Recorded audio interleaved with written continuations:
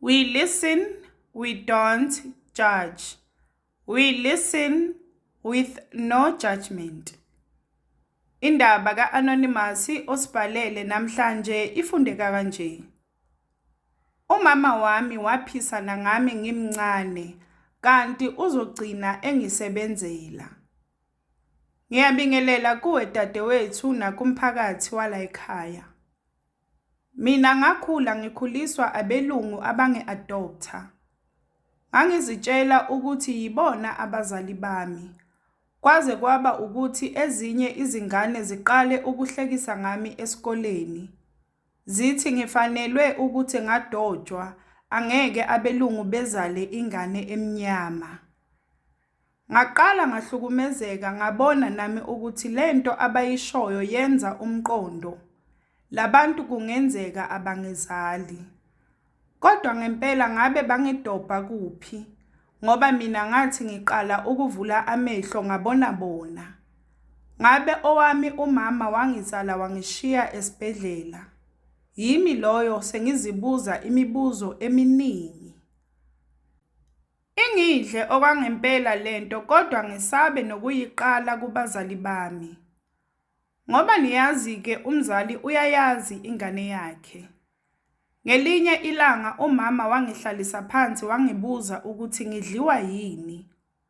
Ngavele ngehlisa izinyembezi ngakhala. Wangithatha umama wangibeka esifubeni sakhe, ngakhala ngaze ngathula. Ngase ngimtshela-ke ukuthi ezinye izingane esikoleni zihlekisa ngami. Zithi angeke kwenzeke ukuthi abazali bami babe abelungu kodwa mina ngibe umuntu omnyama. Kusho ukuthi nina nangidobha emgaqweni. Ngambona ukuthi imuzwisa ubuhlungu lento ngoba uyangithanda akaze angibonise ukuthi akangizali ngisho nangelilodwa ilanga. Ngakho-ke wavele wangitshela iqiniso lonke. Washo ukuthi bona bange-adopter ngina 3 months. Uma wami wangishiya esibhedlela eqeda ukungiteta. Bangithatha-ke ngoba nabo bebadinga ingane. Vele-ke bekuyimi ngedwa ingane yabo. Washo-ke ukuthi sinayo irekhodi kama wakho okuzalayo. Asizange sifune ukukufihlela uma wakho wangempela. Sasazi ukuthi lo suku luzofika. Uma ufisa ukumbheka uma wakho sizokusiza ngakho konke okudingayo. Ngezwe nje ngiba right emoyeni wami ngoba ngangifuna ukwazi nje kuphela. Ngamtshela-ke umama ukuthi okwamanje ngiright angifune nokwazi ngisho igama lakhe. Ngizokwazisa mase ngimdinga mina ngijabule nani. Saqhubeka-ke isikhathi ngakhula kuleyo ncindezi yokuhlukunyezwa izingane esikoleni. Kodwa ngoba ngase ngilazi iqiniso ngangingabanaki kakhulu. Baqinisile mabethi iqiniso liyamkhulula umuntu. Ngithe uma ngiqeda isikole abazali bami bangivulela ikhampani yami. Ngomusa kaNkulunkulu ikhampani yami yaba yimpumelelo nabazali bami baziqhenya ngami. Kuthe ngelinye ilanga kwafika omunye umama ezocela umsebenzi wokuklina. Uyabona mabethi inkaba iyazwana baqinisile. Ngoba phela wayekhona usisi oklinayo futhi nendawo yethu yayingekho nkulu kangako. Kodwa loya mama ngezwe nje ngimzwela kakhulu.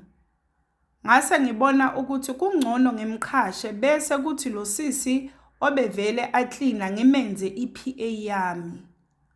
Kanjalo-ke akekho umuntu ozophelelwa umsebenzi. Kanti angazi ukuthi ngiqasha uma wami ongizalayo. Kusho ukuthi-ke nje sivele sibe nokuzwana kakhulu nalo mama. Ngizizwe ngimthanda ngimbone engumzali kimi. Naye engihlonipha kakhulu yize ngimncane kunaye. Sasinokuxoxa nje angitshele ngeenkinga zakhe. Kodwa-ke mina ngavele ngafikelwa umqondo wokuthi ngingamtsheli ukuthi kuza kanjani ngibe nabazali abangabelungu, ngoba wayenokubabona uma befikile bezongibona.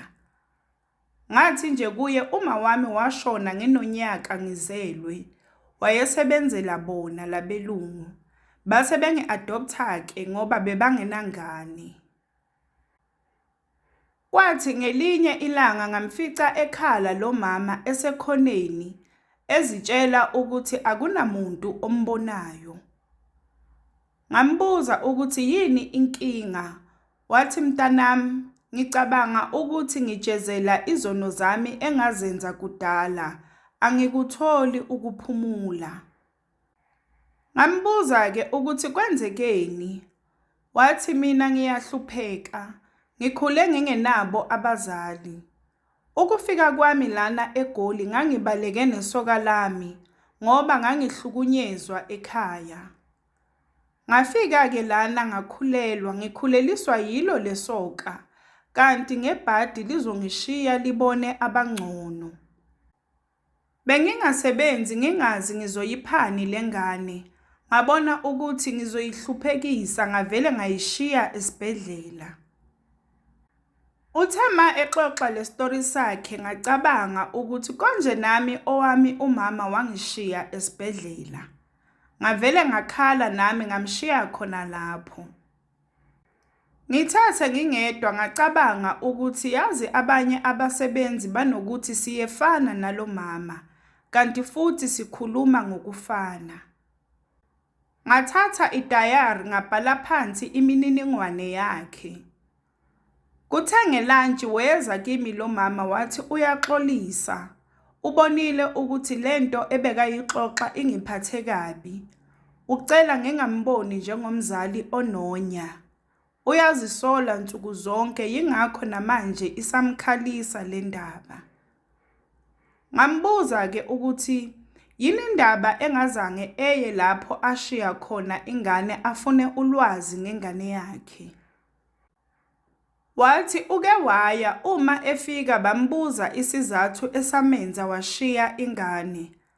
Wabatshela-ke bambuza ukuthi manje isimo sesishintshile yini. Washo ukuthi sisafana. Bathi akayeke ingane la ekhona. Uzolinda labantu abathatha ingane kube ibona abamcingayo uma kuwukuthi ingane iyamdinga. Basho ukuthi bona banayo yonke imininingwane yabo bazokwazi ukubahlanganisa. Washo-ke ukuthi abakaze bangithinte, ngiyakhuleka imihla namalanga ukuthi bangithinte kodwa lutho kuthulekile. Ngavele ngezwa nje egazini ukuthi lo uyena uma wami. Khumbula phela ngangingafune lutho olungihlanganisa naye. Ngizitshela nje ukuthi ngoba angishiya esibhedlela kusho ukuthi akaze angifune. Pho kungani kwamele ngimfune? Ngathi kuye kulungile mama, ngisacela ushayise ngikuhambise endlini yakho.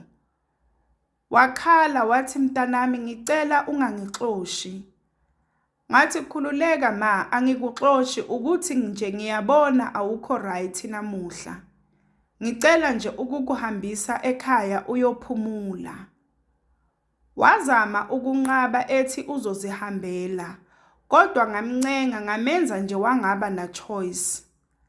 Ngangifuna ukuyobona ukuthi indawo ahlala kuyo injani, ngoba ngempela wayebukeka ehlupheka lo mama.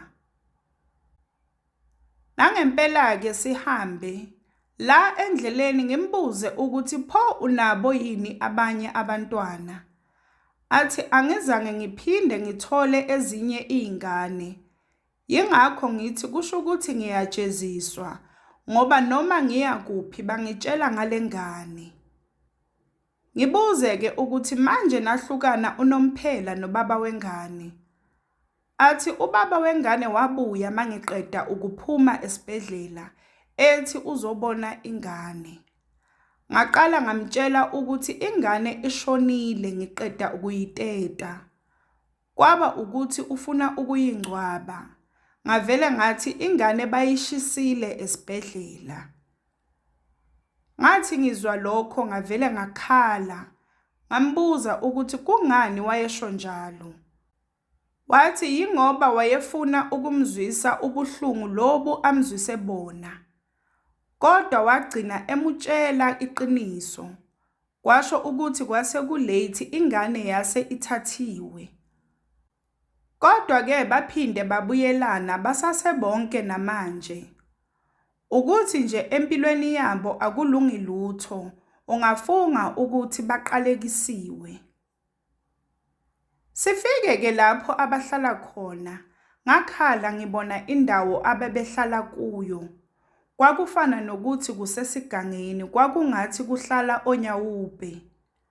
Ngambona nalo baba wakwakhe ehlezi ngaphandle engcolile nje umbona ukuthi amanzi kade awagcina. Angizange ngisho lutho-ke kulo mama ngavele ngamshiya ngahamba. Angibanga ngisabuyela emsebenzini ngendlela inhliziyo yami yayibuhlungu ngakhona. Ngavele ngaqonda ngqo ekhaya ngafike ngazivalela ekamelweni ngakhala. Khumbula bengingakazi ukuthi ibona ngempela yini abazali bami laba. Kodwa ngangizwa nje egazini ukuthi ibona. Wafika-ke uma wangibuza ukuthi sekwenzekeni. Ngacela ukubona imininingwane kamama wami. Wangaba nankinga wangilandela wangibonisa. Nangempela-ke ngabona ukuthi amagama iwona alo mama ongisebenzelayo. Ngabonisa uma ukuthi le mininingwane engiyibhale ku diary yami iyafana nale bhalwe lana. Wavele wakhala nami uma. Ngamtshengisa indawo ahlala kuyo ngoba ngangikwazile ukuthatha izithombe ngokutshontsha. Wakhala uma. Wathi mntanami, asikwazi ukuhlala kamnandi lana ekubeni uma wakho okuzalayo ehlala endaweni ekanje. Ukuthi uma wakho wakushiya esibhedlela kuthathe njengesibusiso necebo likaNkulunkulu. Ngoba ukube akakushiyanga, ngabe nawe awukho la okhona njengamanje nempilo. Kwakungenzeka ungakhoni ngisho nokufunda. Ngalokho-ke mhlasimpe uNkulunkulu wenza lokhu ukuze ukwazi ukushintsha impilo yabazali bakho. Lamagama kama angihlaba enhlizweni, ngabona ukuthi ngempela uma uqinisile. Wathi asambe siyobalanda, ubaba siyomchazela kahle ma ebuya. Wayephume i-country-ke ubaba ngaleso sikhathi. Sahamba-ke saya kubo. Wamangala lo mama uma engibona ngingena noma wami. Safike sabahlalisa phansi sabachazela kahle yonke into, sababonisa namaphepha. Bavele bakhala Nkosi yami bobabili nobaba, baxolisa kakhulu. Sasa sibatshela-ke ukuthi sizobalanda, angeke sekwazi ukuphila kahle ekubeni bona baphila impilo enjena. Ngenhlanhla-ke bavuma sahamba nabo. Ngajabula kakhulu ukuthi ngikwazile ukuthola abazali bami. Kuyimanje ngenza ngayo yonke indlela ukuthi nabo bejabule.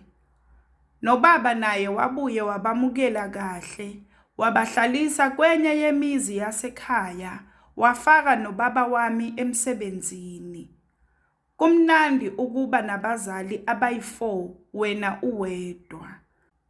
Ngiyohlezi ngimbonga uNkulunkulu ngokungihlanganisa futhi nabazali bami. We listen, we don't judge. We listen with no judgment.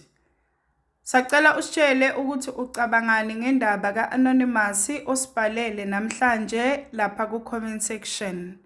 Sacela ungakhohlwa ukulike, ushare, usubscribe. Ungakhohlwa ukuthi ukusubscribe it's for free, awubhadali lutho. It's for free.